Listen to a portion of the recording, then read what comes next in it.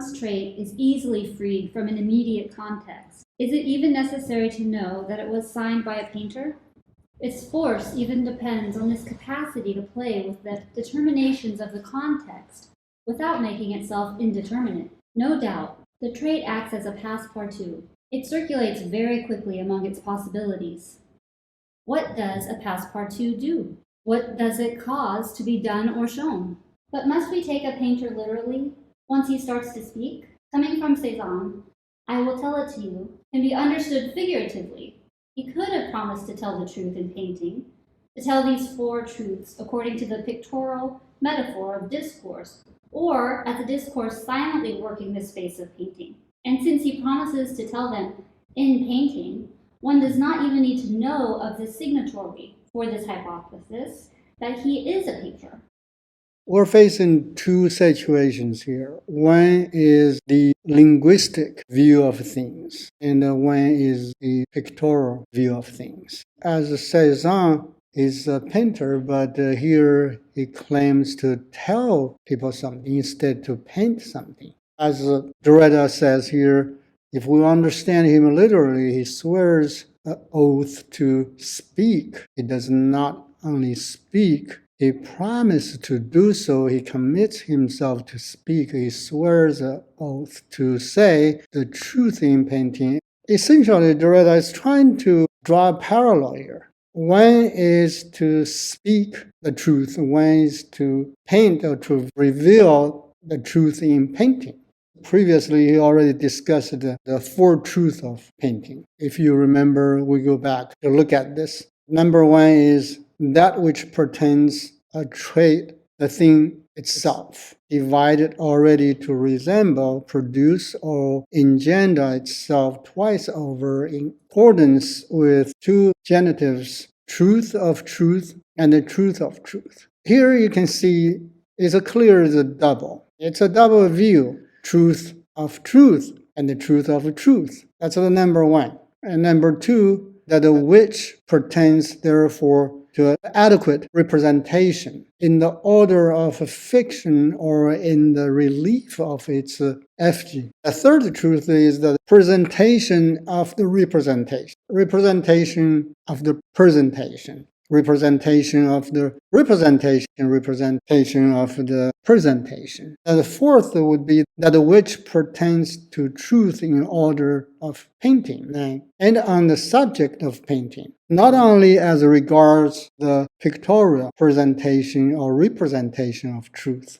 Now, Cézanne is freed from the linguistic situation. Cézanne's connection, which is something Derrida keeps saying, trait means connection. So the speakers associate or relate to the situation, the context of speech, trait. That means connection. So his connection to the context is kind of like a mirror. Also, as the Passe-Partout, it's a frame that with a glass, like a mirror. It's something that reflects something deep. You can't really see the other side. What does Passe-Partout do? And what does it cause to be done or shown? Passe-Partout, what is talking about? It's talking about this idea of mirror. If we go back to Foucault, we'll make things a little easier for us. As we read last time from Foucault's essay, Language to Infinity, that Foucault says a work of language only advances more deeply into the intangible density of the mirror, calls forth the double of this already doubled writing. In this case, we say speaking.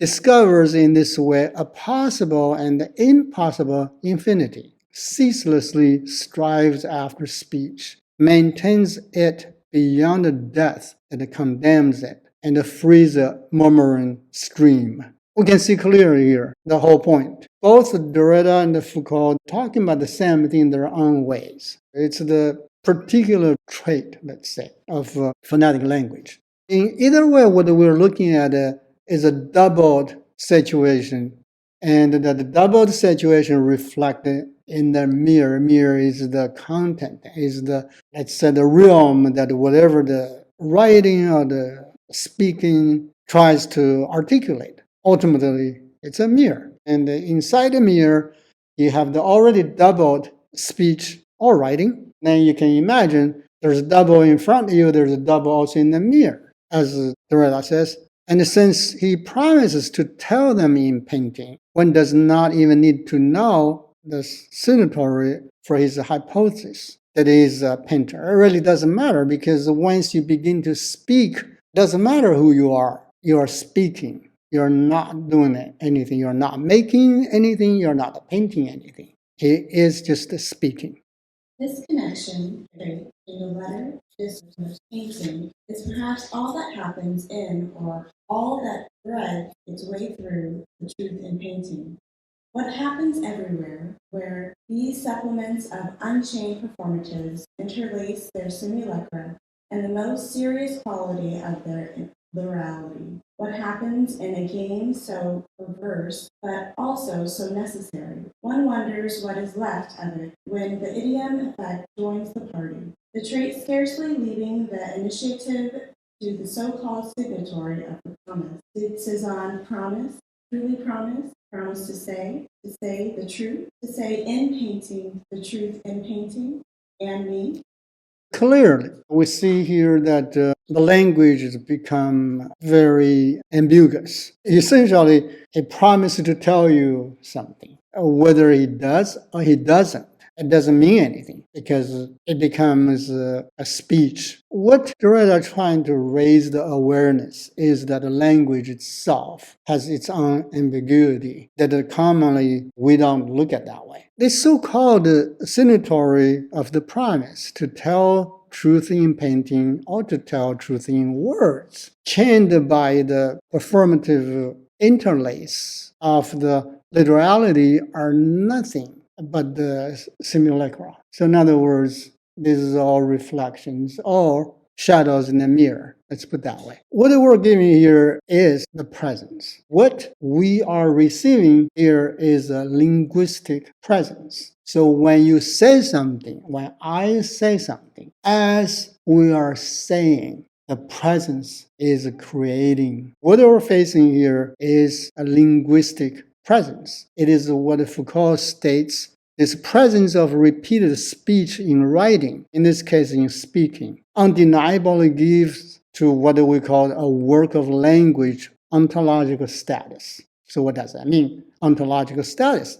It's there because you're telling me something, or I'm telling you something, and you and me in that conversation at this moment will have to agree there's something exists. This is a common practice, right?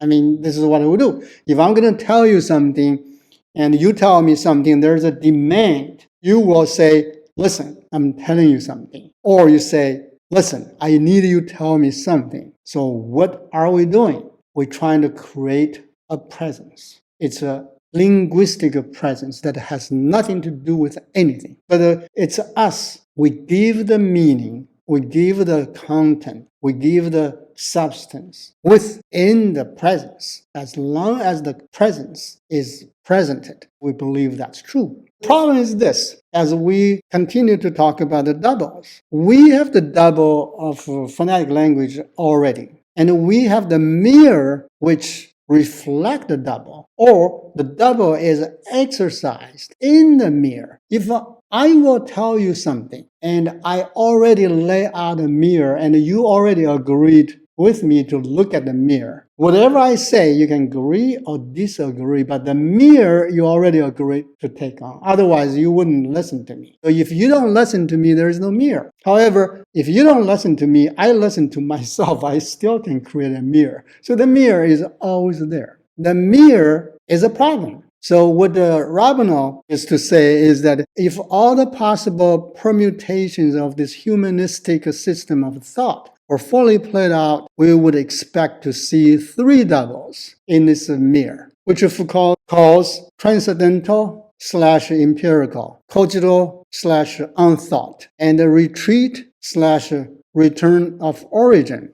appear characteristic both man's mode of being and the anthropological discourse which attempts to provide a theory of this dual mode of being. We have quite a few doubles here. So according to Ravenel, we already have 3 doubles, as Foucault indicated, the 3 pairs. But if you divide that from the 19th century to current time, because obviously we call ourselves modern, and we call the 19th century classic time, you have 6 pairs, because you have 3 pairs from our time, you have 3 pairs from the 19th century. You're going to have 12 polies. You're going to have 12 double. You're going to have 12 doubles. And within yourself and with whoever you're conversing, within this deep mirror you can't see. That's why the mirror is so deep, because you have too many doubles. Each double makes the space even greater. That's our situation. This is from Foucault's view to look at the situation. Of course, Derrida raised the question from different angle, but they're both pointing to the same direction, the same problem.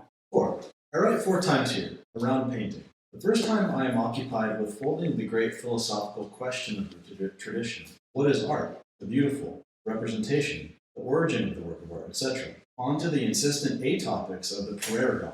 Neither work, ergon, nor outside the work, or der, neither inside nor outside, neither above nor below. It disconcerts any opposition, but does not remain indeterminate, and it gives rise to the work. It is no longer merely around the work.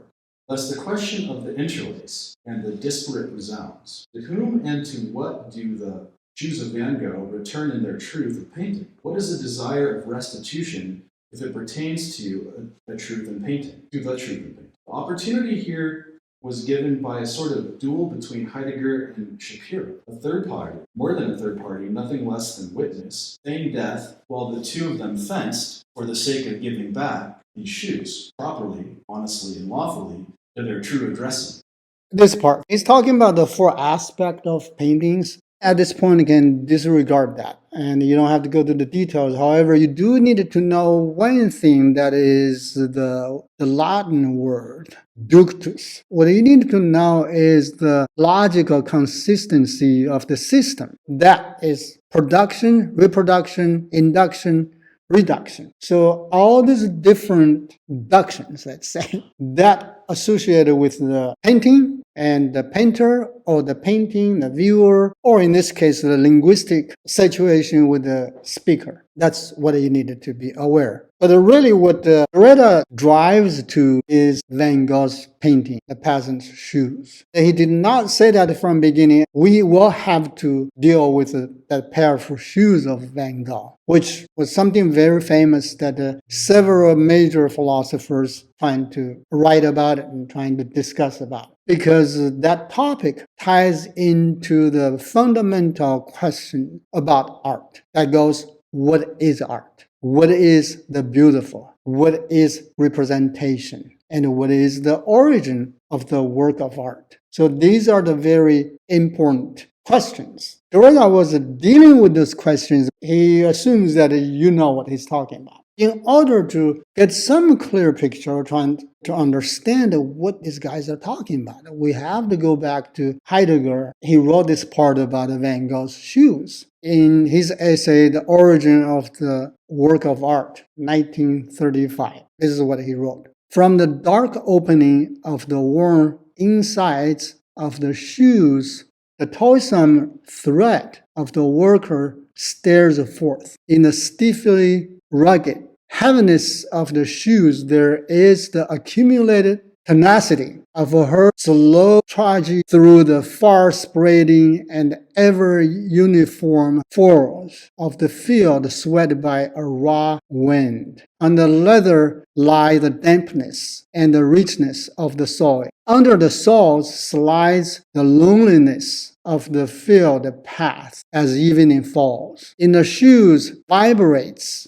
the silent call of the earth, its quiet gift of ripening grain and its unexplained self-refusal in the fallow dissolution of the wintry field. This equipment is pervaded by uncomplaining anxiety as the certainty of bread. the wordless joy of having once more withstood want, the trembling before the impending childbed, and the shivering at the surrounding menace of death. This equipment belongs to earth, and it is protected, the world of the peasant woman. From out of this protected belonging, the equipment itself rises to its resting within itself. Heidegger can really write. He uses these particular words, and then he gives you what he's writing. And ultimately is about the shoes. His philosophy, he talks about being, existence. But he makes it very poetic, as if he's writing a poem. But really what he's saying is that the representation of shoes, which is the mediation that we have to really know about the art, about the painting,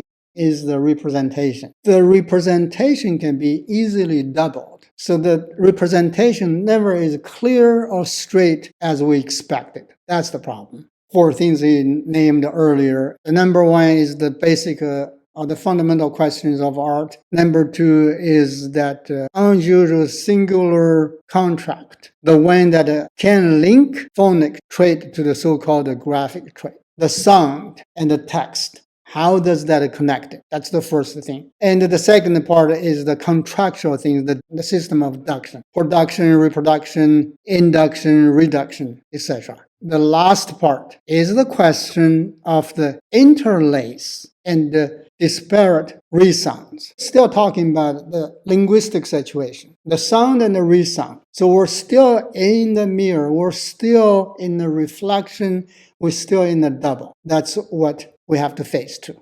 4 times then, around painting, to turn nearly around it, in the neighboring regions which one authorizes oneself to enter.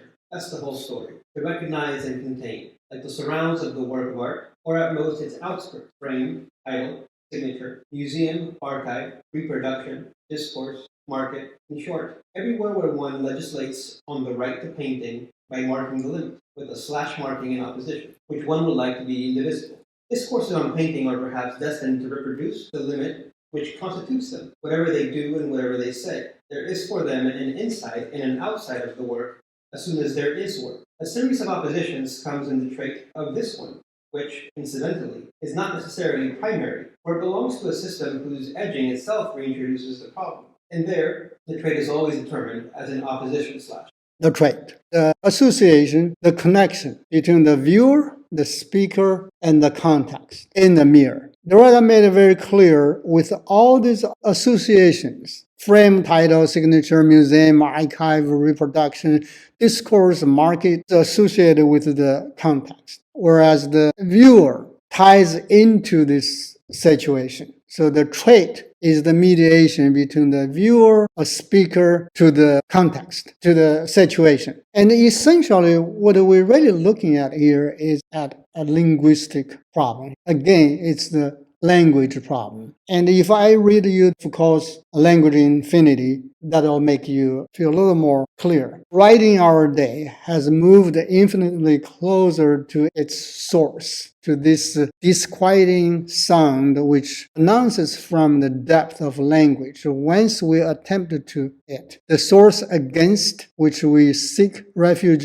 and toward which we address ourselves. We must ceaselessly speak for as long and as loudly as this indefinite and deafening noise longer and more loudly, so that in mixturing our voices with it, we might succeed, if not in the silencing and the mastering it, in modulating its futility into the endless murmuring we call literature. From this movement, a work whose only meaning resides in its being a self-enclosed expression of its glory is no longer possible. So this is clearly the same assertion that Foucault keeps making about the mirror of our language. The last sentence being a self-enclosed expression of its glory. That's the mirror. And what happens is no longer possible. It's a mirror. The French philosophers, particularly here Foucault and Derrida, really got into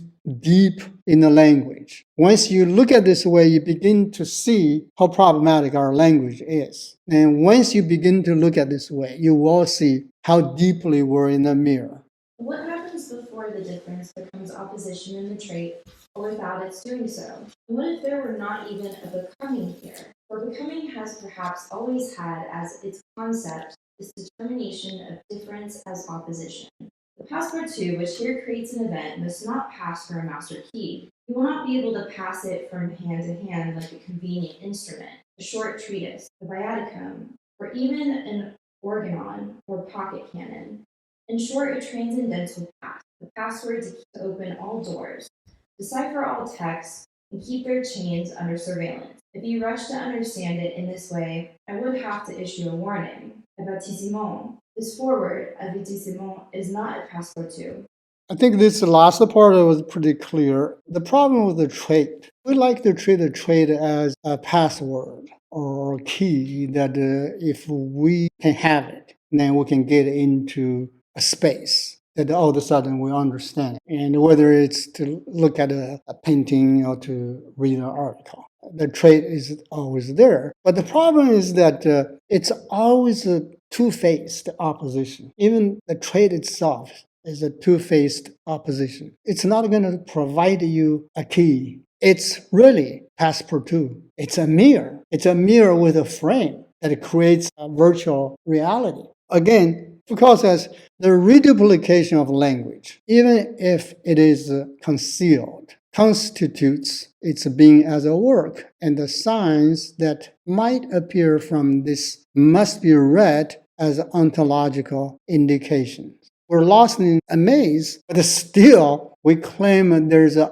ontological indication. Whatever we're dealing with has an ontological status. You read anything, even if it's a lie, you immediately already grant it with your reading with an ontological status. That means whenever you begin to read, you already give it a right, because you will judge whether it's truth or false. But without give it a right, which is what we call the ontological status, you will not be able to make the judgment. You're already trapped in the situation. It doesn't matter who you think you are. You may think, but I think that's a lie. I think it's a great piece of writing. It doesn't matter. The ontological status already there. So Foucault continues to say, within a work, language protects itself against death through this invisible speech, this speech before and after any possible time from which it made itself into its self-enclosed reflection. The mirror to infinity, to which every language gives birth once it erects itself vertically against death, was not displayed without an invasion. The work placed the infinite outside of itself, a real and majestic infinity in which it become a virtual and a circular mirror, completely in the beautiful closed form. Of course, Foucault says better than I did. It's the same idea. Doesn't really matter what you do. You think, I have my mind, I have a clear mind, I can judge whatever I read. It doesn't matter. As long as you engage in reading, you already trapped into this, what Foucault says, a beautiful closed form of virtual and circular mirror. You're trapped in, you can't come out. Your judgment, your reasoning is particularly made for you to be trapped in the mirror. That's the truth, and that's the only situation. I write on the Passe-Partout, well known to picture framers, and in order to broach it, write on this supposedly virgin surface, generally cut out of a square cardboard, and open in its middle to let the work appear. The latter can, moreover, be replaced by another, which thus slides into the Passe-Partout as an example. To that extent, the Passe-Partout remains a structure with a movable base, but although it lets something appear, it does not form a frame in the strict sense, rather a frame within a frame. Passe-Partout, nevertheless, cannot be written in the plural by reasons of grammatical law. This derives from its idiomatic makeup and the grammatical invariability of the adverb, but it can be understood in the plural. Curiosities of all sorts, plaster, cast, molds, sketches, copies, passe-partout, containing engravings, Théophile Gautier. In a word, it is written in the singular, but the law of its agreements may require the plural. The internal edges of a passe-partout are often beveled. I'll go back to Foucault's reduplication of language, even if it is concealed, constitutes its being as a work, and the signs that might appear from this must be read as ontological indications. These simple languages, which name and make one see, are curiously double. It's very clear here, whichever way we go, we're trapped into the double. And here, Derrida made an interesting point. It goes with the grammatical law of language. Passe-partout cannot be plural. It's a singular word. However, passe-partout, everywhere it represents itself, always multiple, always double, because there's no single direction, there's no single definition. So if this does not help us to understand what's going on here, I will read a little more from Baudrillard.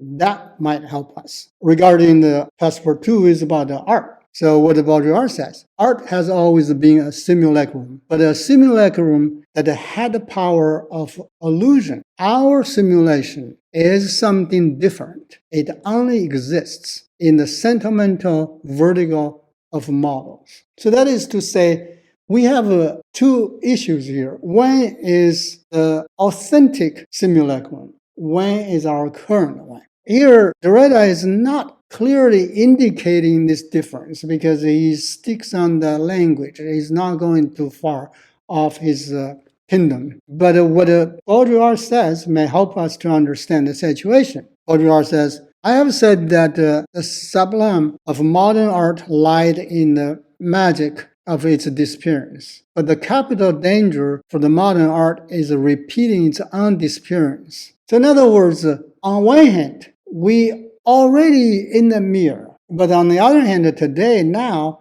the mirror itself is disappearing because the mirror is not a mirror. We used to look at a mirror, now we look at a hologram because the hologram make you feel more real. Or virtual space. Let's say it used to be you look at a TV or movies, you look at a mirror. Many mirrors, you look at all directions. But still, it's only a mirror or mirrors. But if you're in virtual space, then that becomes real. But the problem is that with the virtual space, the illusion is completely gone. So that's what Baudrillard says. The disappearance of illusion and with our time is that the disappearance of art repeats itself. That's what we call the virtual space. So let's say conclusion. Or the conclusion of this essay, we're at the end. As Derrida said earlier, henceforth, the abyssal expression, truth of the truth, which will have made it be said that the truth is the non-truth. Thus, we have a curious, doubled, linguistic pictorial situation. Presentation of the representation. Presentation of the presentation. Representation of the representation. Representation of the presentation. Or you may call it